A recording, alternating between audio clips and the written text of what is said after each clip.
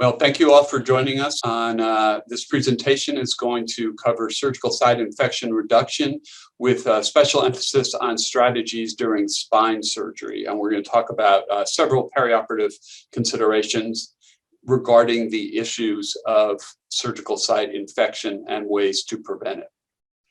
There are going to be two of us presenting to you today. The first is going to be Kyle Muller.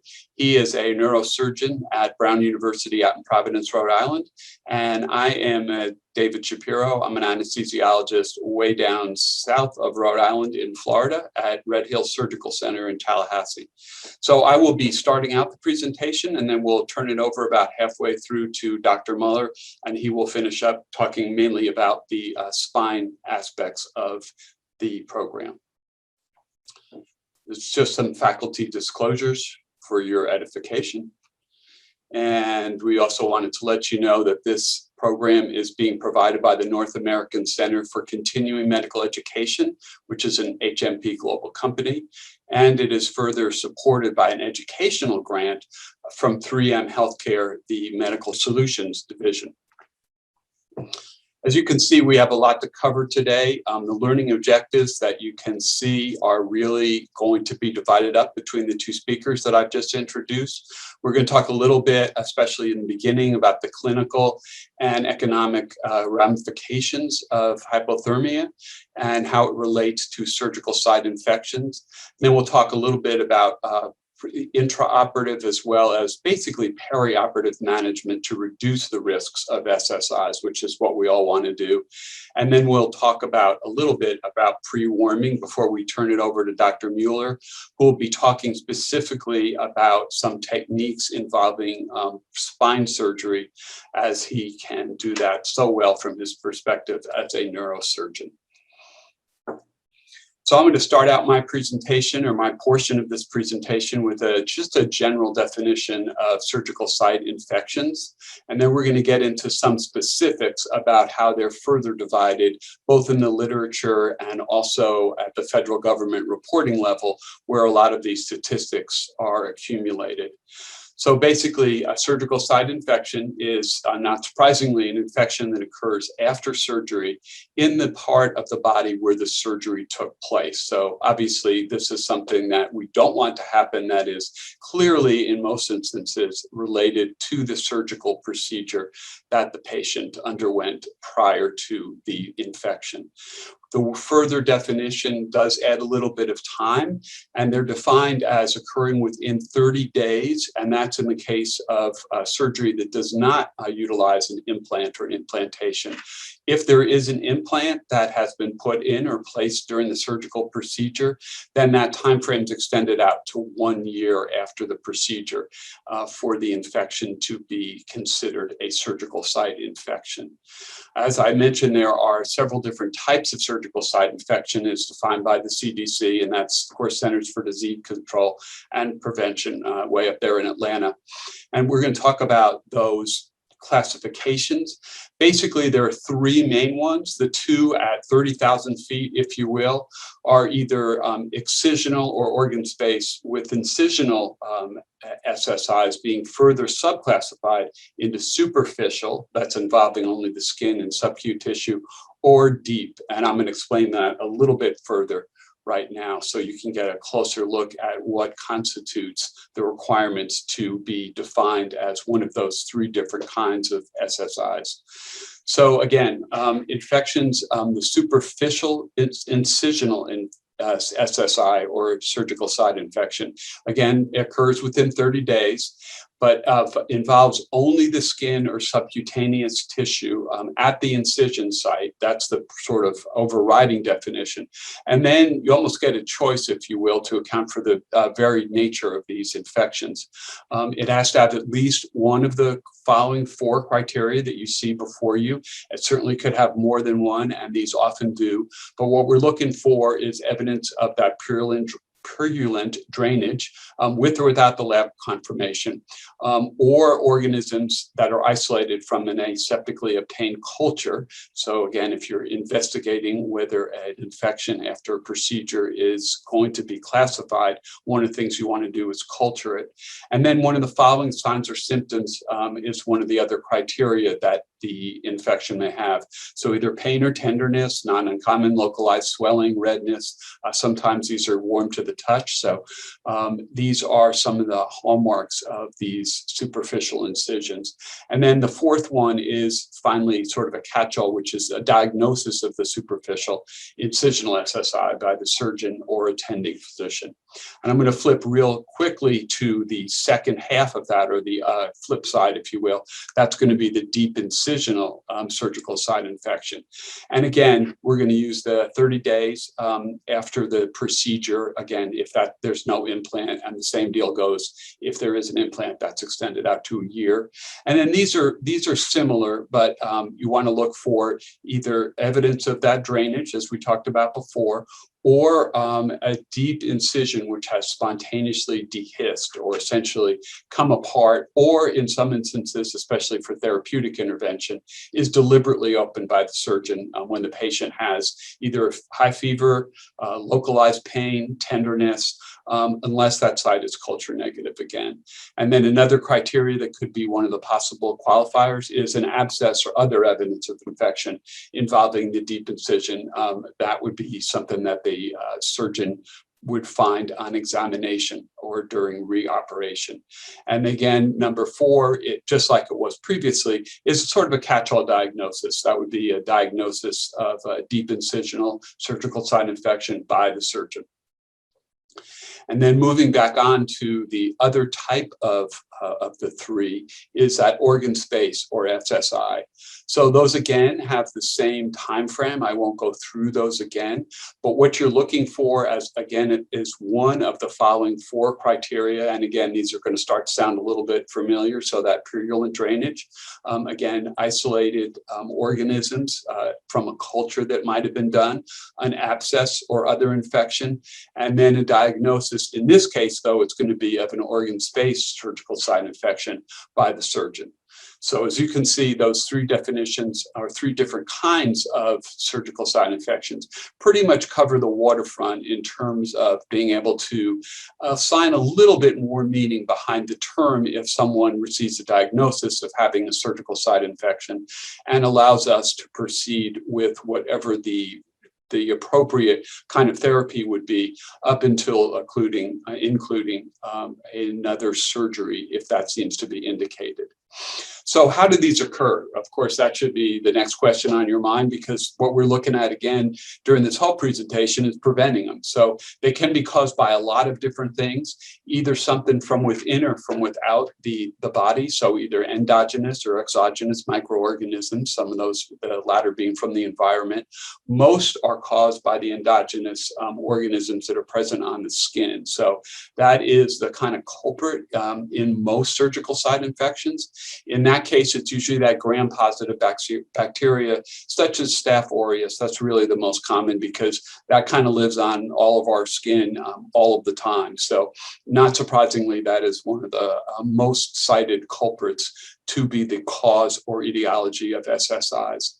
Of course, infections can also be caused by organisms that occur within the patient's body that may be exposed or contaminate the surgical site. And these will, of course, depend on the surgical site. So, for example, the risk of developing a surgical site infection from enteric gram-negative microorganisms would obviously be suspect and very likely to occur if the surgery was done on the GI tract, since that is where those organisms most commonly live. Exogenous, or sources from the outside, can be surgical instruments, so instruments that were not cleaned properly, maybe not sterilized properly, possibly operating room surfaces, if those had unintentionally, in most cases, come in contact with the wound, or it could even be things that are circulating in the air, or possibly have contaminated the site from being carried by personnel that are in the operating room, especially those that are near the surgical site during the procedure. Unfortunately, the incidence is pretty darn high. So that's one of the reasons why we want to share this information with you today. There's a lot of literature, of course, on the subject. That's what I'm hoping to summarize for you as we go through this material. But a lot of the studies cite numbers about as high as 27 million surgical procedures. And of those, about 5% resulting in surgical site infections. So that's well over 1 million surgical site infections per year. So that is, one is too many, but certainly 1,350,000 are way, way, way above what we would like to see for our patients.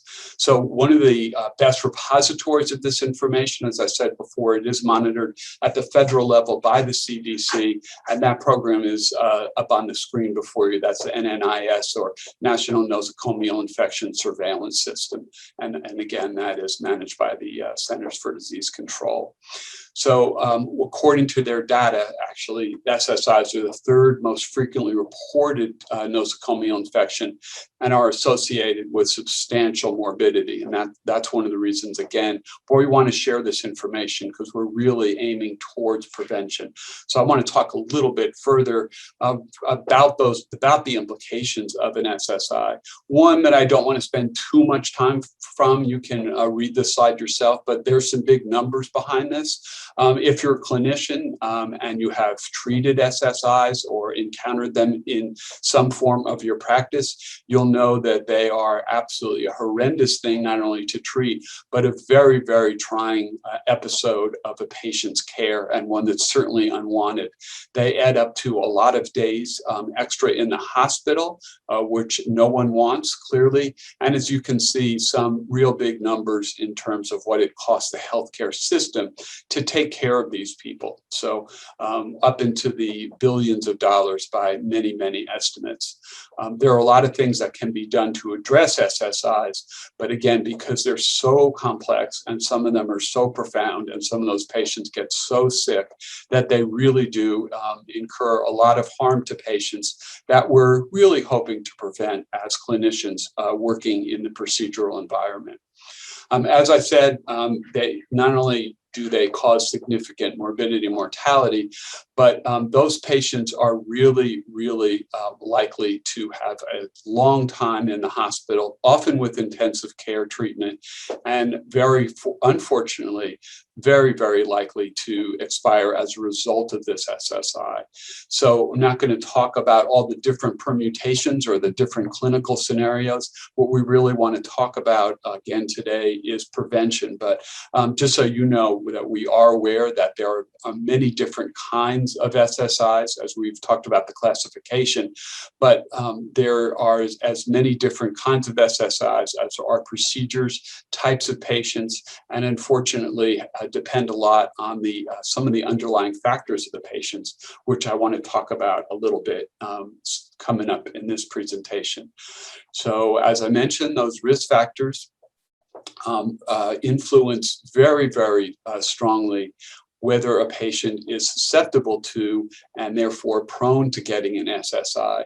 So we want to look at a real lot of things. One of them is the ASA classification. As I mentioned before, I'm an anesthesiologist, so something near and dear to my heart. But as you probably know, the ASA classification is really just a subjective assessment, usually assigned by an anesthesia professional, on the general overall clinical condition and the wound class, which presents to the anesthesia staff prior to the surgical intervention. So we want to be looking at the possibility of an already contaminated wound. So one of the things we want to look at, is that wound clean? Is it contaminated? Is it dirty? Is it already infected? We also want to look at some very, very, very specific things regarding the duration of surgery, which also has a high correlation as the surgery goes on for a longer period of time with the incidence of SSIs. But some of those other things that we want to look at that wrap into both the duration and also the ASA classification are really specific comorbidities of a patient. So we want to look at things like, do they have pre-existing chronic diseases, especially things that would impair their vasculature and their ability to oxygenate and provide basically a safe surgical site for the healing portion of their care. We want to look at their age, of course.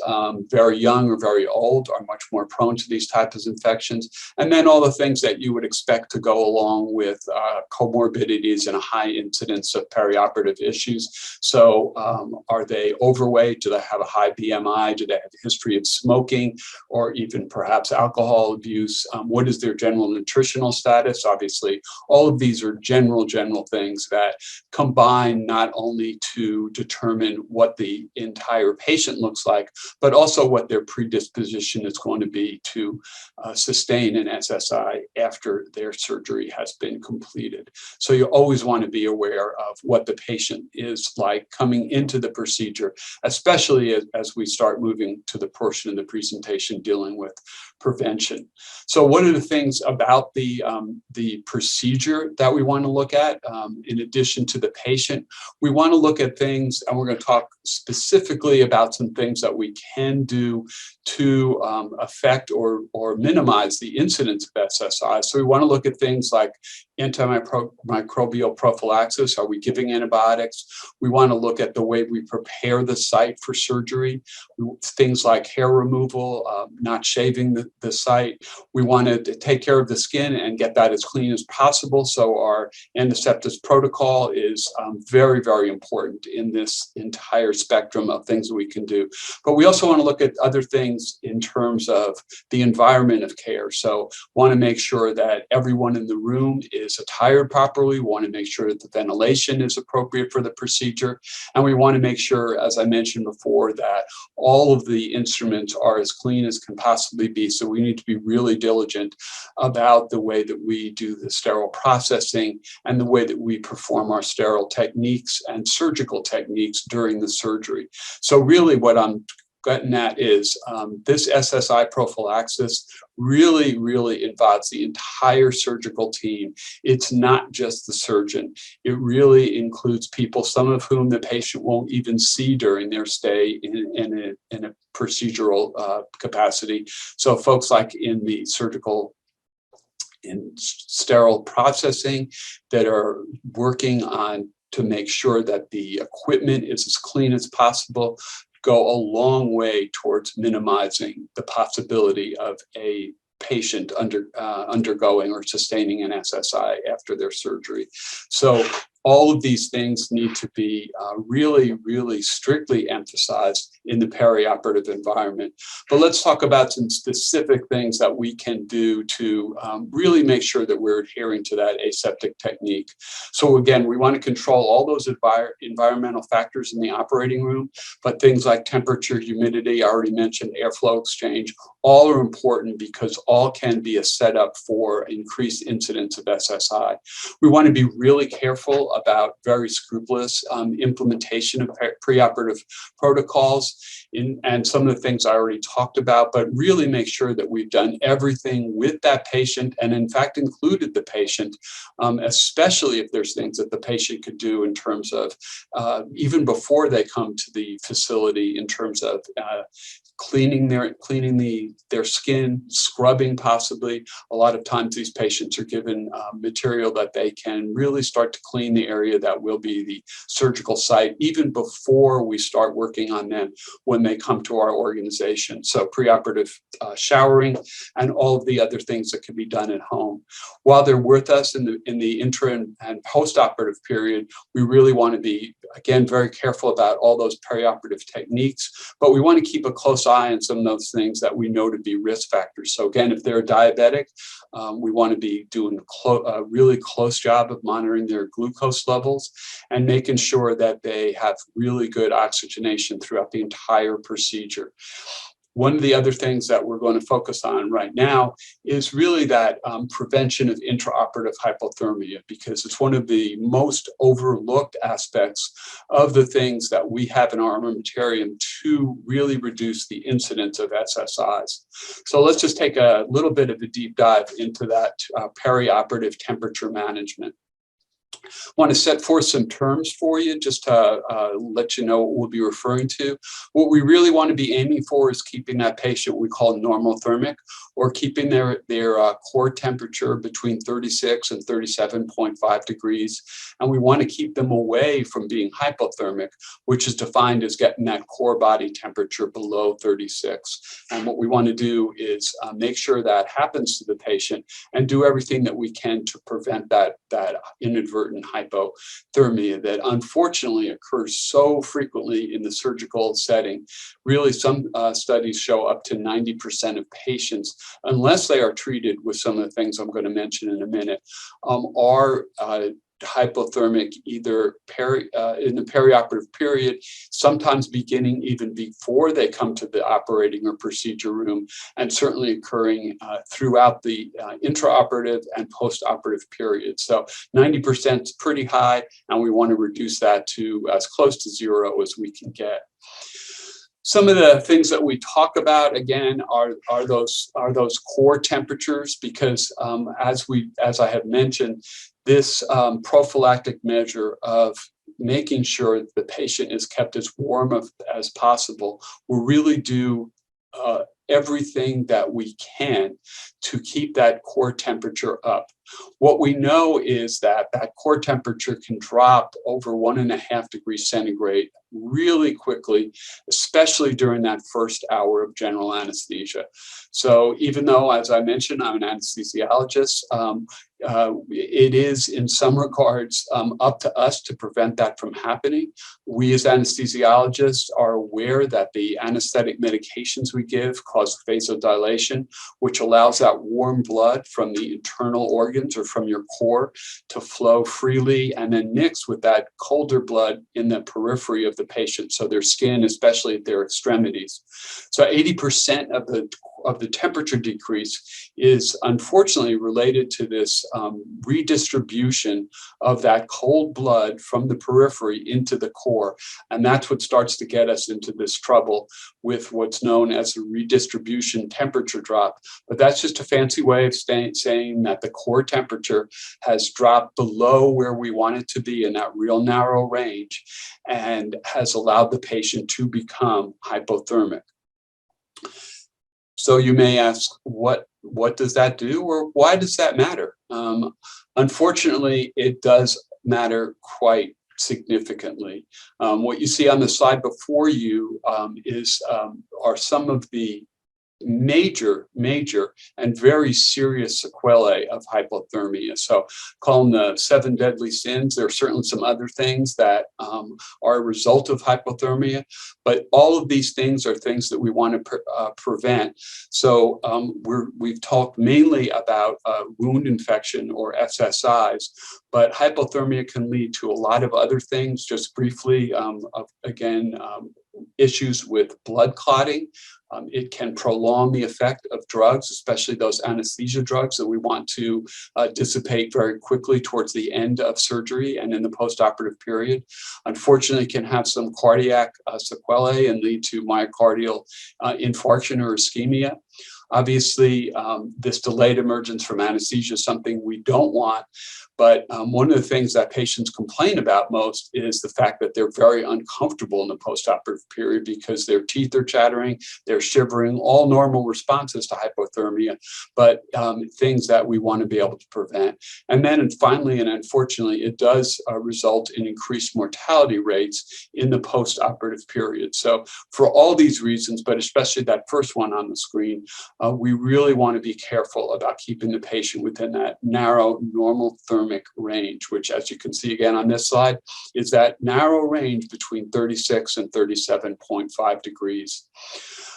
As I mentioned, this is something that occurs in almost every patient. It's highly predictable, and it really is a result of all of the things that we do to the patient and on behalf of the patient while they're with us undergoing a surgical procedure.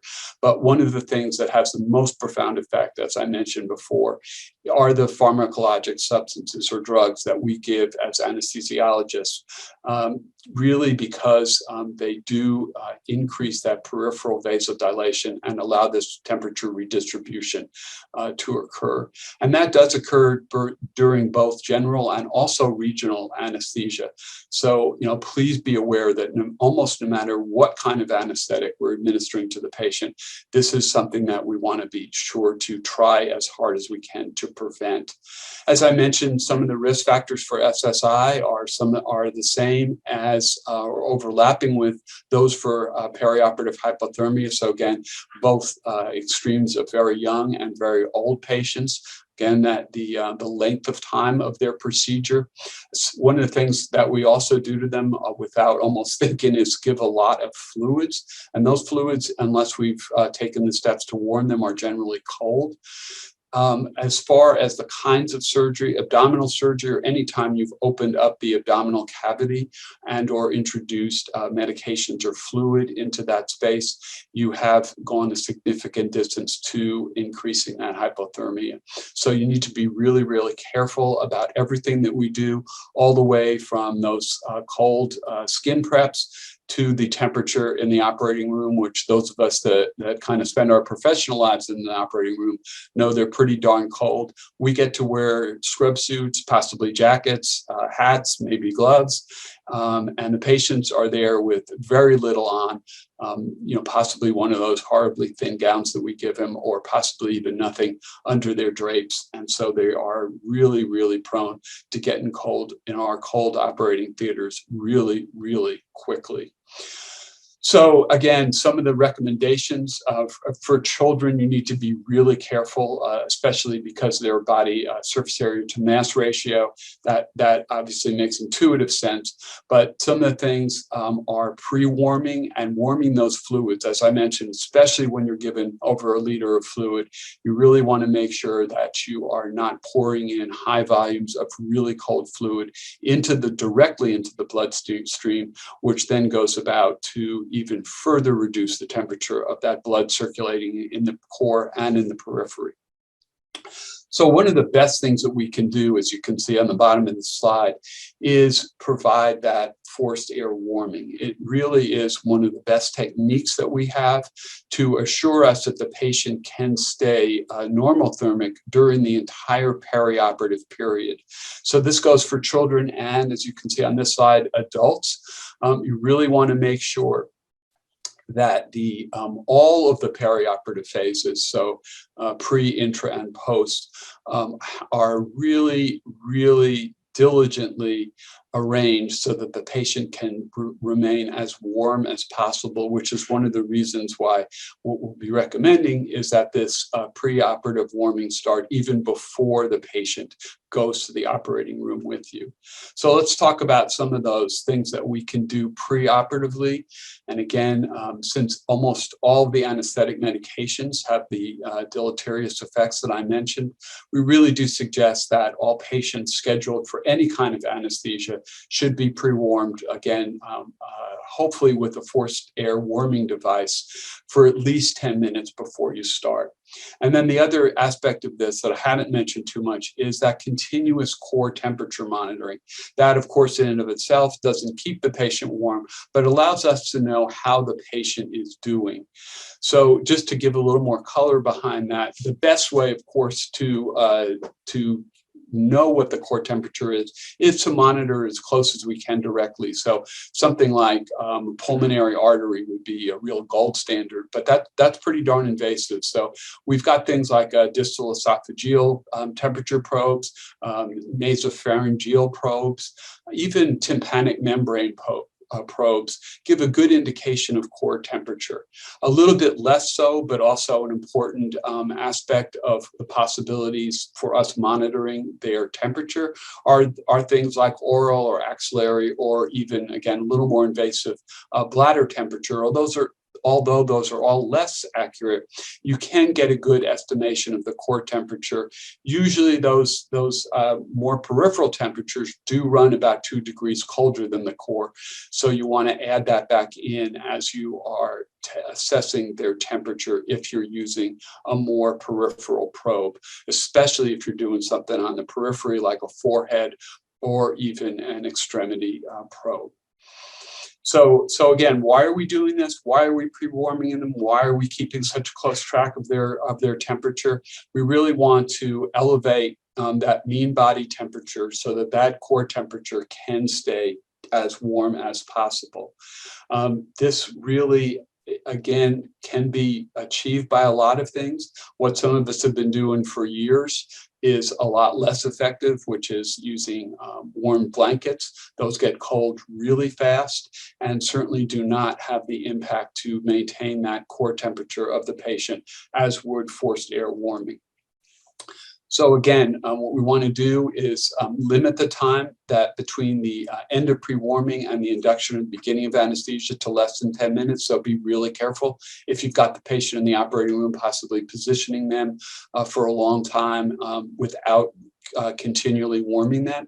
And then again, really consider strongly warming fluids, especially if you're given more than 1 liter, which is a normal size bag, if you will, of any kind of fluid, and consider warming those before you administer to those patients. Again, this preoperative or intraoperative temperature redistribution and possible hypothermia occurs really quickly and is very hard to catch up with. So we really want to be preemptive about applying these forced air devices as early as we can into the perioperative period. Postoperatively, same thing goes for really all the same reasons. Keep surgical patients warmed until they are comfortable and have core temperature by your measurement, however you're measuring it, within that normal range, and continue to measure that core temperature as well as you can after they've left the operating room and are in recovery. And again, you want to make sure that you've caught up, reversed any existing hypothermia, but also kept the patients comfortable as well as get them to that normal thermic zone if they had decreased during their procedure. And again, very important to continually monitor the patients and always be aware of what their temperature is, even before you start seeing them shiver and have their teeth chattering in the recovery area.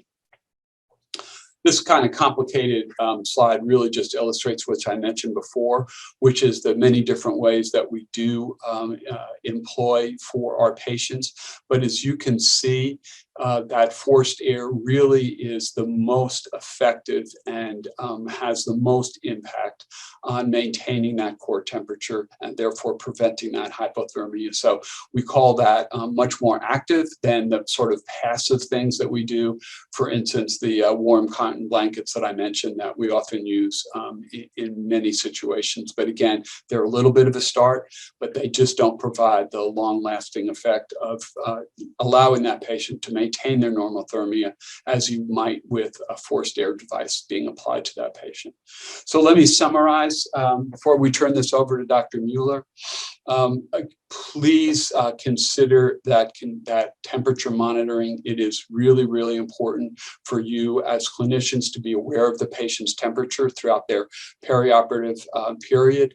So we are always careful pre-op, intra-op, and post-operatively to make sure that that patient is continually warmed, especially given all of the things that we do to get them, unfortunately, way towards that hypothermic zone.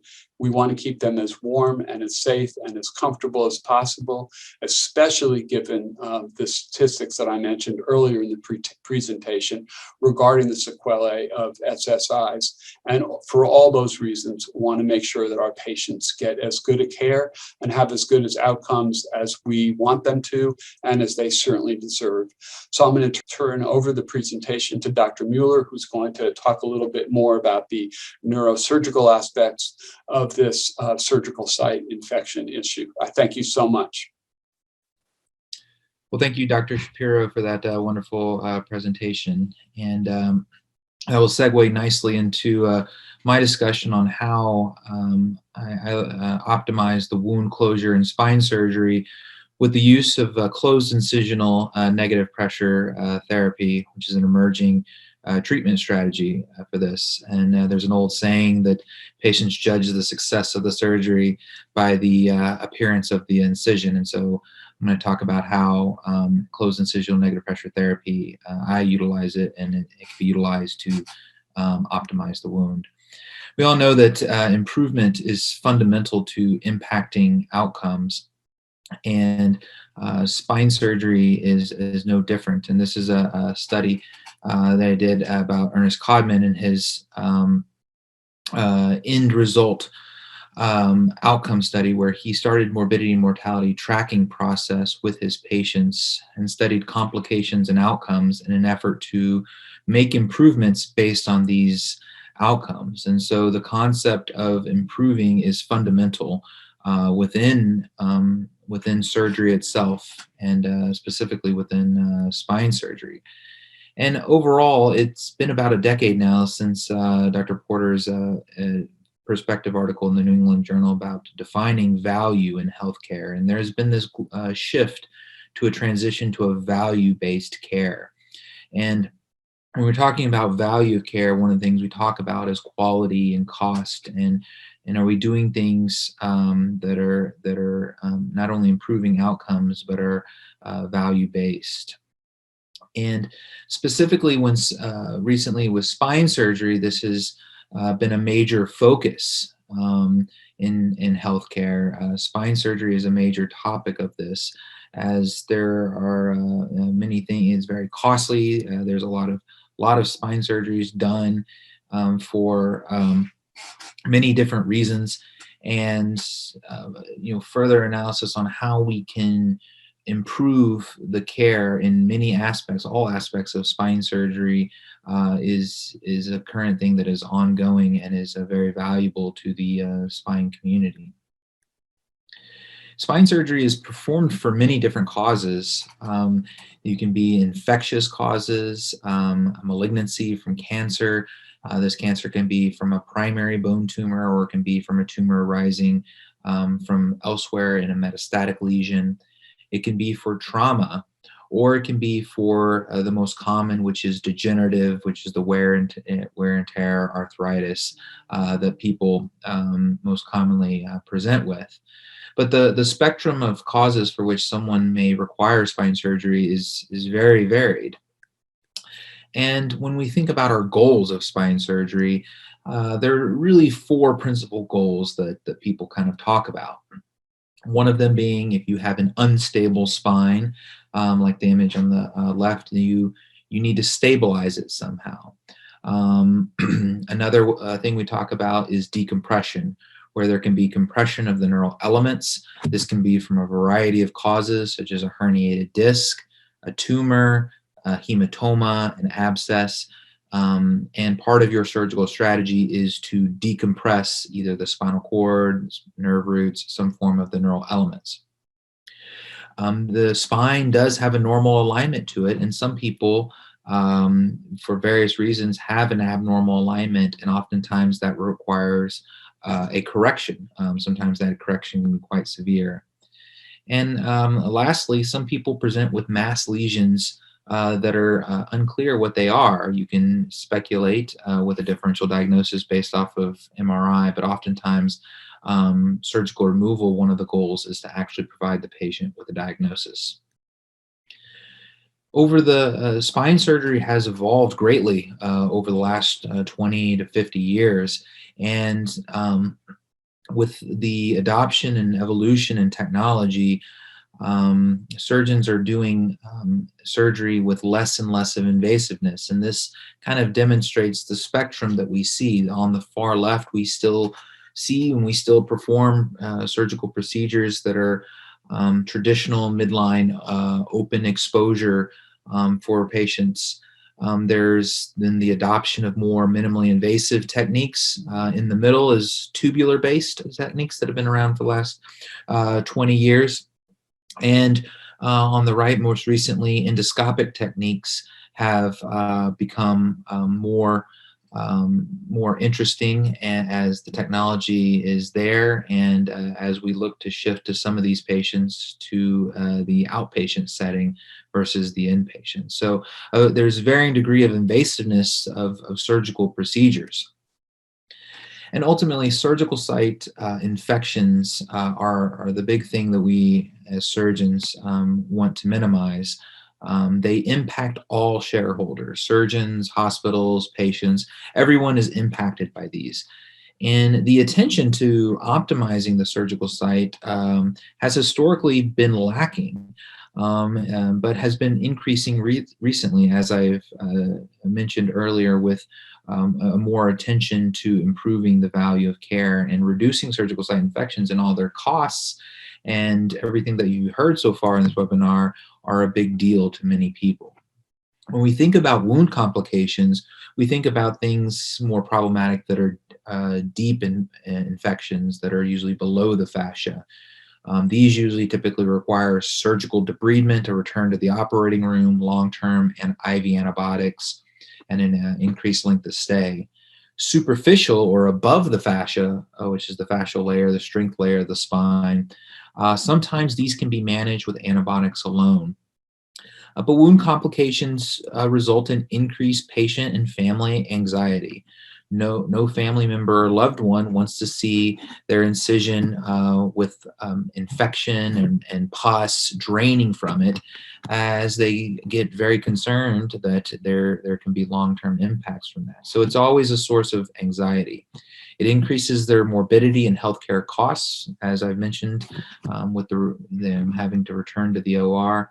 And ultimately, it leads to an increase in resource utilization. You now have to find another operating room, hospital bed, and these can be quite burdensome. When we think about the wound healing timeline, there's two things that we really keep in mind. When we make an incision, we've now disrupted the normal tensile strength of the skin. And so what you can see on the bottom left, the green squares, is basically that an incision no longer has its normal tensile strength. And what we do with our incision, depending on the degree of invasiveness, is whenever we close it, we approximate it and we augment it based off of things such as sutures, staples, and now negative pressure therapy dressings. And the hope is that over time, as time goes, the person's innate inflammatory response and wound healing cascade and scar strength will form a strong strength before there's a decline in what we do to the patient, such as the sutures. The sutures dissolve, you remove the staples. And this curve is not the same for everyone. People are going to form scars at different strength. Obviously, if you have risk factors for wound healing, your slope may be more flat and may take a while. And it's really in these high-risk patients that we want to look for strategies that will allow us to maintain a incisional strength long enough to allow time for the scar to heal. So these are the strategies that we are looking to adopt. And when we think about surgical site infection in spine surgery, one of the big things that we want to decide initially as a surgeon is who is at risk for these. These are usually multifactorial issues going on with them. But when we think about risk, we usually like to divide things into patient-associated factors and surgery-associated factors. There's a very good article out of the Global Spine Journal by Raina Yao that kind of delineates these factors. And the big ones that, after reviewing of the literature that they found with patient-associated, are in general, diabetes tends to be a strong association with surgical site infection, obesity as well. So diabetes tends to reduce impair the vasculature and the immune response. Obesity can lead to increased tensile forces that pull your incision apart. So longer incisions can now be pulled apart. There are surgery-associated factors, the degree of invasiveness, like I talked about. My group at Georgetown has published on the minimally invasive tubular approach in terms of its reduction in surgical site infections in degenerative populations, and this has been echoed by others. In terms of the less invasive techniques tend to result in a less risk of having an infection. Pre-op radiation, especially in patients with oncology, can also impact the wound healing. Post-op transfusion has also been shown, and then the increased invasiveness index score of a surgery also portends a patient at a higher risk. And you can imagine in many patients, there may be a combination. And so our goal as surgeons is to improve the function and quality of a patient's life through spine surgery. And devising a surgical plan and optimization strategy has to take into consideration these risk factors in terms of counseling. And so surgical site infection prevention is part of the preoperative planning in terms of talking with patients. So, for example, when you see this patient with an MRI here with multi-level degenerative disease, you want to assess what are the risk factors, what are going on. So are they patient? Are they diabetic? Are they immunosuppressed? Are they obese? Do they have an increased superficial distance greater than 3 centimeters, like this patient? What are some technical factors? Can I treat this pathology using minimally invasive techniques? What sutures should I use to close? What about drains? Where should I put them? How long should I leave? And what should I do with the skin? Surgeon techniques are also factors in terms of obviously maintaining sterile technique, minimizing your operative time, changing gloves, and then post-operatively, things that have been shown, mobilizing patients, glucose control. And now the big thing that I would like to talk about, and that I've felt historically has not gotten the attention, is the surgical dressing. And so what are the current tools and current strategies that we use to help reduce the chance of surgical site infections? Well, in terms of surgical dressings, you have a standard occlusive dressing. It's usually like a Telfa or Tegaderm, or you have some glue-based, either Dermabond or Prineo, as is shown here in the middle of your screen. And additionally, other than the dressings for skin, you'll have a variety of closure techniques. Some people will use a running monocryl. Some people will use staples. Some people will use sutures. Some will use a combination, something to close the skin. And then a part that's also important, and I want to highlight because of its use, is local wound care. You have these agents available to you: betadine, silver impregnated dressings like Aquacel, Meta-Honey, and then bacitracin ointment covered with a Zeroform. And you can use these in combination. I routinely, after I take for a high-risk patient off of a negative pressure dressing, I will use a combination of daily betadine, bacitracin ointment, and Zeroform, daily changed.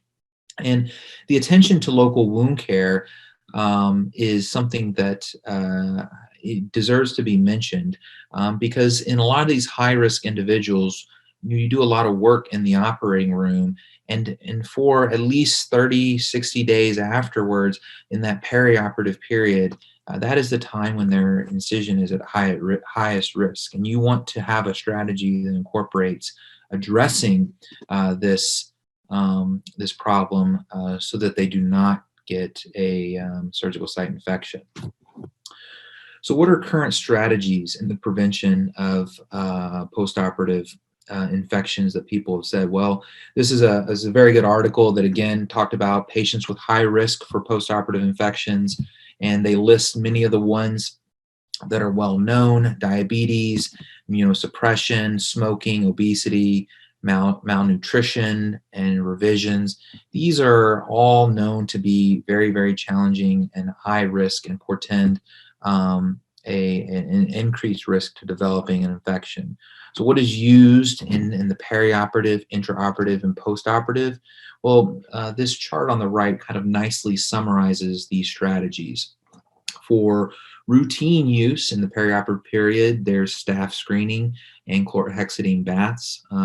Intraoperatively, people getting preoperative antibiotics, skin preparation with some alcohol-based cleanser, and the use of intra-wound vancomycin powder.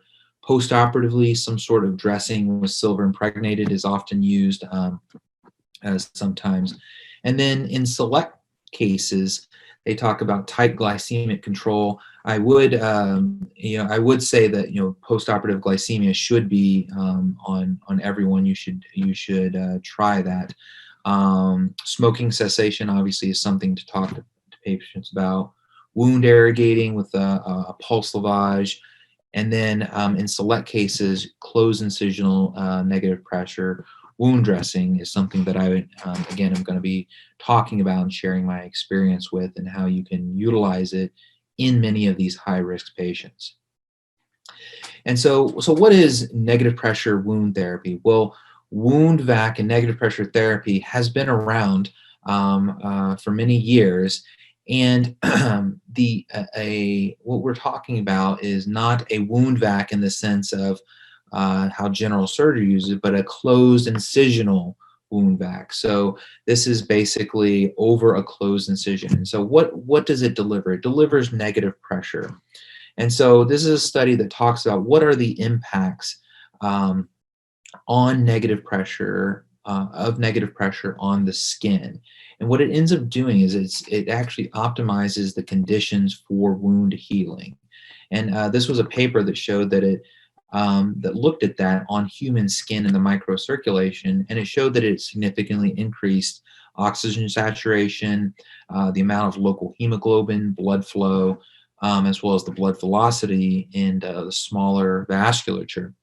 And so what this does is this helps to optimize a environment to give you the best chance for this patient to heal, versus just a sterile dressing, which acts as a passive dressing. So this negative pressure dressing is an active dressing for you. So once you put it on, until you put it off, everything that's going on during that patient's stay, it's still getting an active dressing 24 hours a day. And so the use of incisional vacs has been utilized in orthopedics, in cardiothoracic, in general surgery. And so recently in spine surgery, it's starting to gain attention, again, owing to the fact that we continue to look at strategies to reduce the surgical site infection. And this is a great article out of JNS Spine on just a proof of concept study on the use of an incisional vacuum to reduce infections. There was a small number of patients, 64 patients, heterogeneous cohort, only 21 in the VAC group, but the surgical site infection rate was 21% versus 10% in the 21% in the control versus 10% in the VAC. So not a statistically significant, but owing to the small number. But again, is there something to close incisional negative pressure dressing in some of these patients to reduce their chances of infection? This is a study out of the Spine Journal that looked at negative pressure dressing in long segment thoracolumbar spinal fusion. So again, when should we use this type of dressing to optimize wound closure? And obviously the high risk patients, so long segment fusions do have a high risk. And this was 160 patients, only 46 of which though had a wound vac, deformity patients, and there's 50% decrease in the incidence of wound dehiscence and about a 30% reduction in surgical site infections. So again, a showing a benefit of utilizing this strategy to help reduce your chances of getting a surgical site infection.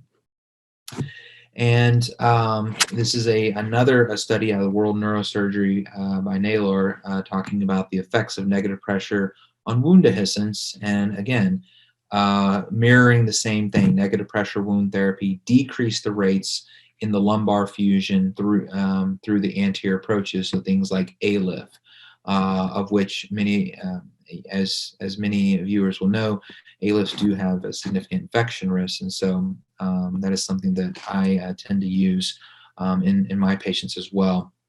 Negative pressure in this paper also reduced the dehiscence and surgical site infection in posterior operations, with specific attention towards neoplastic infections, long segment fusions, revisions, which are high risk of developing an infection. So where does my clinical experience come from? Well, I've been using it now for a little over 3 years, and this started back when I was a resident, and I took care of this gentleman here that's pictured in the top screen, and he had an ACDF out of a outside hospital that had gotten infected, and he had treated with antibiotics, and he developed a worsening infection that went to his bone, that required a surgery from the front and from the back. And as a result of this, he had difficulty mobilizing. He had a high risk. You can see there's surgical opponents in the hospital all the time with his trach collar. He unfortunately had developed an epidural abscess, and with resulting profound neurological deficit, so he had immobility, and was in the ICU, and we were watching him daily. And on day 29, the nurses turned him, and they heard a pop, and his incision filleted open, just like you see there. So this is really what started me on thinking, what am I currently doing, and what can I do better to improve the closure in many of these high-risk individuals. And so I was looking at other strategies of what other people were doing, and a lot of this is with collaboration. Pictured in the bottom right is me working with the plastic surgery team at Georgetown, and they taught me many things about how they tend to close incisions and its use in other areas, negative pressure therapy. And so I began to explore. I was like, well, I wonder what the role would be in spine surgery.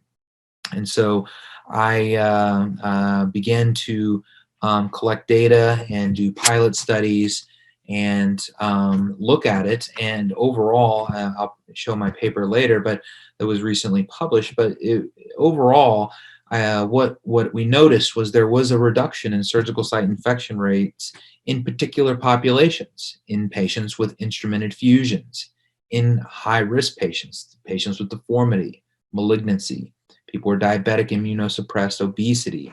And as I said, this is because one of the things is this is an active surgical dressing during the immediate post-op period. Many surgeons remove dressings at various stages, day 1, day 2. The negative pressure therapy Provena dressing is the one that I utilize, is used for 7 days.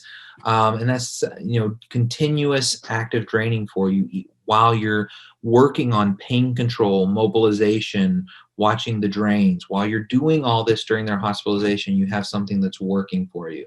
Additionally, it forms a barrier for patients that potentially require a trach collar or cannot be mobilized. And I also noticed that the impact healthcare quality metrics and patients' quality of life just anecdotally seem to be better, which makes sense. No one likes a pussed out infection. There was an initial learning curve. These are some of the pictures from my initial experience where before I learned about Provena, I had the black foam that I would use, and I would just kind of cut and form to it. The plastic surgeons talked about bridging because it was more tolerable by the patients. And so that's what I started doing. I started customizing these dressings, cutting them. And what I had noticed is many of these patients on day 3 or 4, the seal would fail. And that was often because they would get sweaty, and the draping, which you can actually see over that, you can see right here, which is the drape that ends up going over the vac dressing, would get frayed, and the vac would lose seal. And so I started augmenting my dressing with a foam tape closure. So I would obtain a seal in the OR, and then I would do a foam tape around the border, and that helped everything for the entire 7 days. I also learned about tunneling drains far enough away from your incision so that you can remove a drain while not disrupting the seal.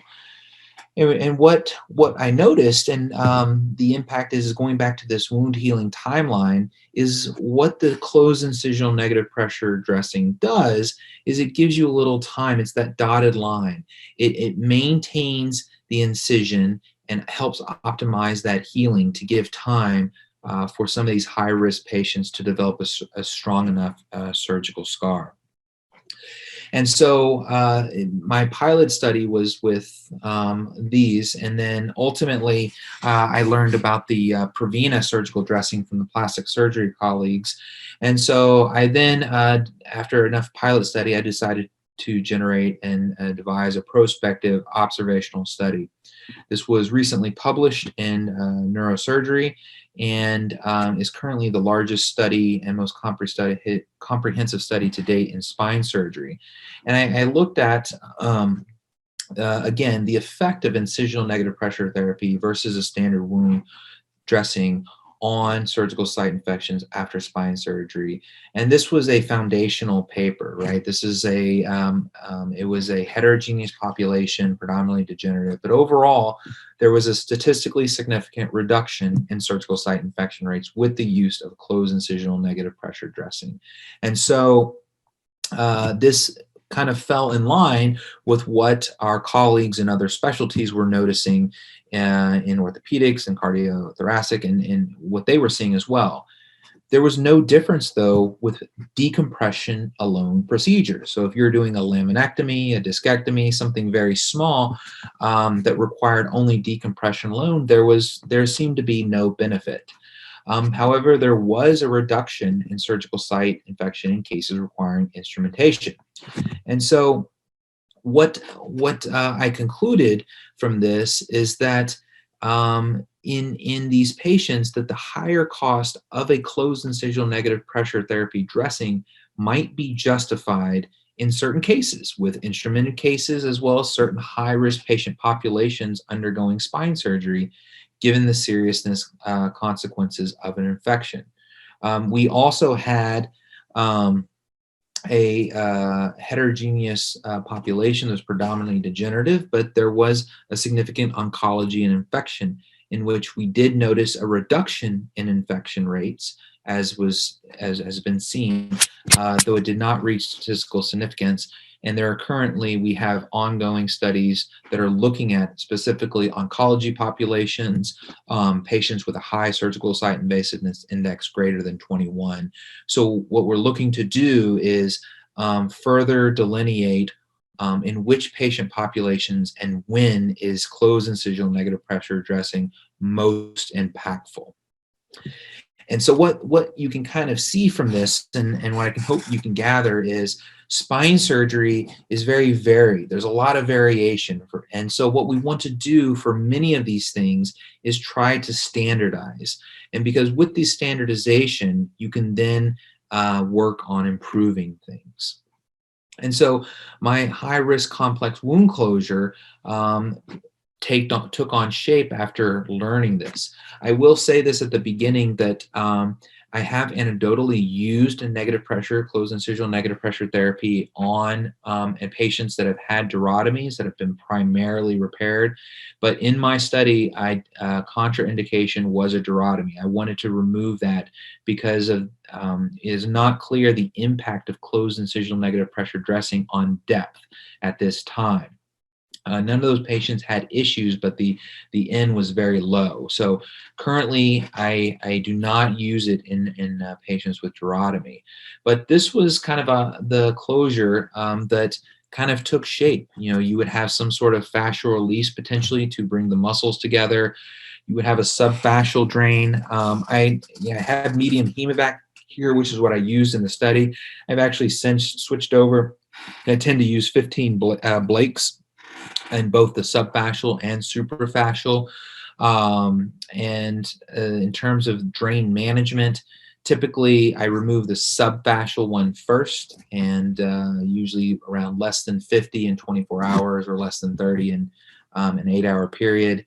and then the superficial is less than 30 in a day or so after postoperative day 2. Um, uh, Usually will continue antibiotics while drains are in place given their high risk, although recently with this upcoming study, we are not going to do that to see if it makes an impact. There is some literature that is coming out from our group at Georgetown relating antibiotics while drains are in place. And then as I tunnel 5 centimeters from the incision site, if you tunnel further than this, this will allow you optimal placement of your drains to remove them while also while maintaining a seal. For sutures, I use PDS over Vicryl. PDS sutures have a higher tensile strength, they last longer, and Stratafix, which many people have seen, is also a PDS-based suture. For skin, for the study, in general, I will sometimes use a 2.0 Prolene vertical mattress with intervening staples and tape them out in sequential fashion. But you can potentially also do this with just staples. The key thing is that once you finish with the surgery and the negative pressure dressing, then you enter in postoperatively seeing these patients in the clinic or having a nurse practitioner or a physician's assistant, some sort of setup for your high-risk patients to see them closely. I maintain the negative pressure therapy dressing for 7 days because I use Prevena. And then some accessories. Above the superficial space, I use betadine. There's a little literature to suggest that reduces it.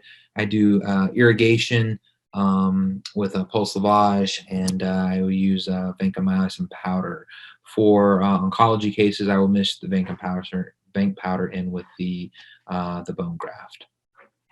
So some closed incisional negative dressing pearls.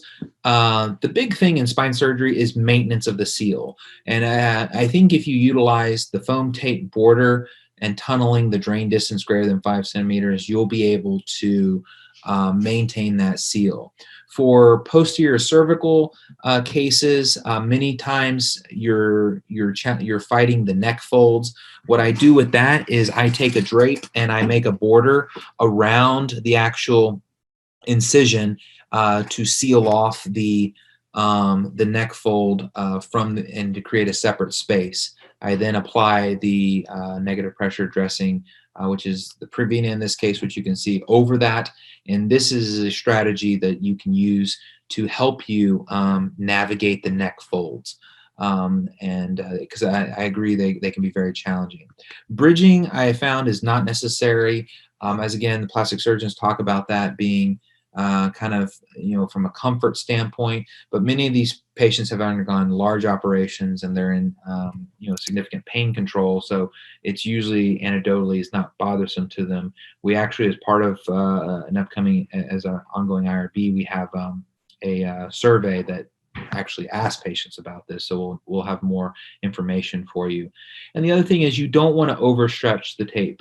When you take the tape and you put it over the foam dressing, you just want to lay it over and place down on the sides, which are sticky, which you can see here. If you stretch the tape and apply it to the skin, then when you turn on the negative pressure dressing, it's going to pull the skin, and this can lead to remote blister formation. I have seen this, I've done this in patients, and there's usually no long-term sequela. It's very frustrating for you and for the patients when they look and they see a blister. But that is something to avoid. Literally just laying it on there and maintaining your seal, or getting your seal.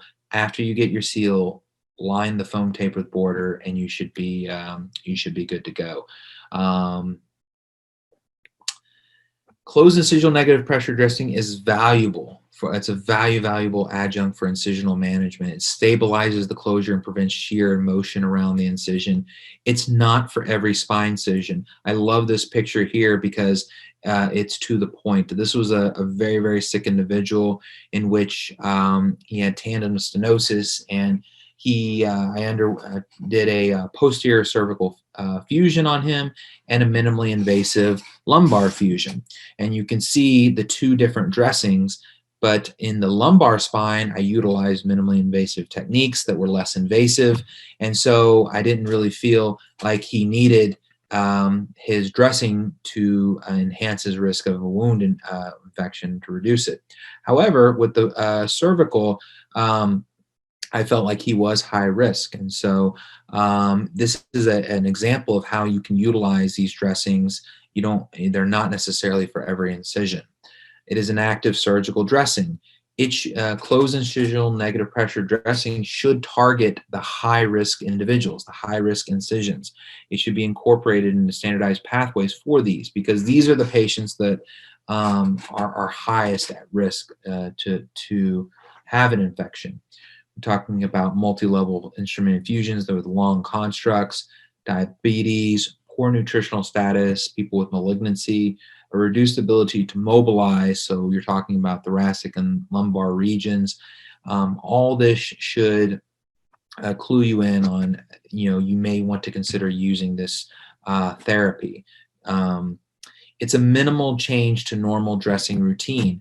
It is going to be a little bit longer at first as you get accustomed to putting it on, but after you get more facile with it, the amount of time that it adds to your OR is minimal compared to the impact you're having on the patient's quality of life and the healthcare system. And with that, I'd like to kind of share a couple of cases with you on how I utilize this. This was a 45-year-old male who presented with progressive debilitating mid-back pain, subjective leg weakness, and difficulty walking that had worsened over the last several months, but had been severe over the last 2 weeks. His past medical history was significant for hepatitis C, psoriasis. He was malnourished. His albumin level 2.3. He was diabetic.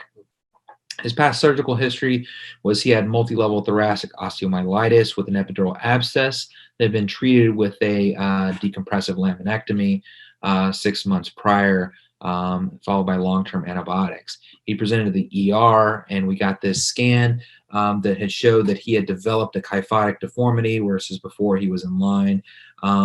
Luckily, because of his laminectomy, he didn't have frank spinal cord injury, but he could see he has now severe kyphotic deformity. So how can I optimize this patient's wound healing?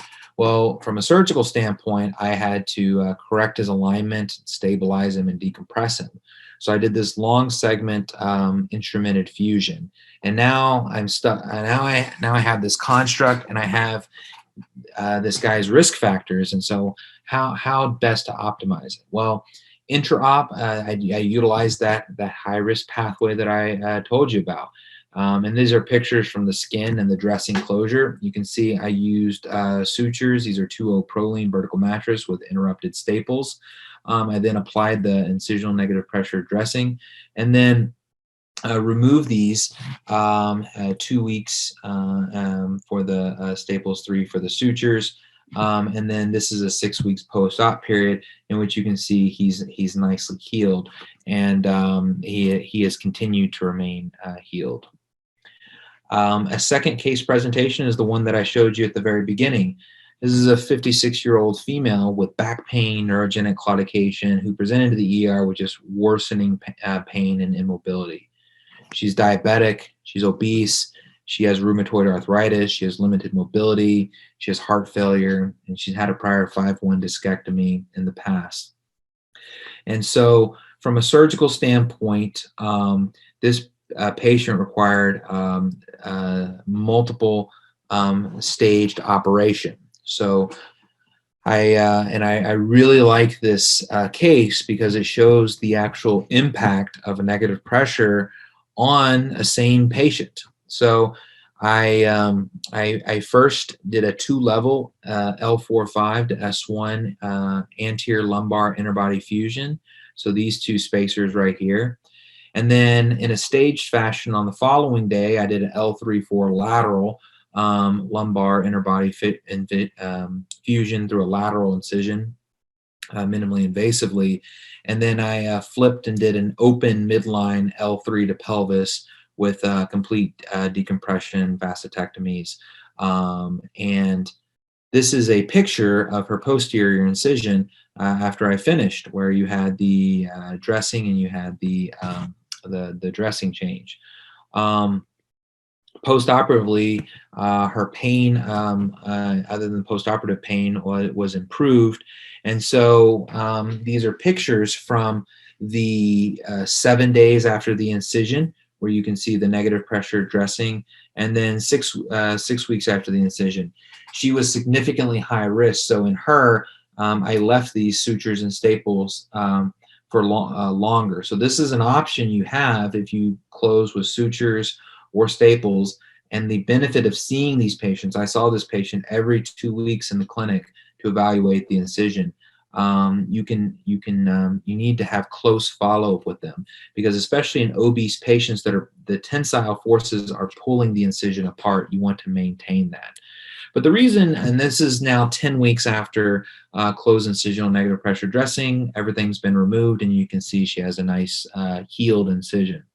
But the real reason I like to show this case is because this is her ALIF incision on the left, 7 days after, or 7 days later. So you can see this was just closed with staples, and it had a standard dressing that was removed on day 2 with nothing else.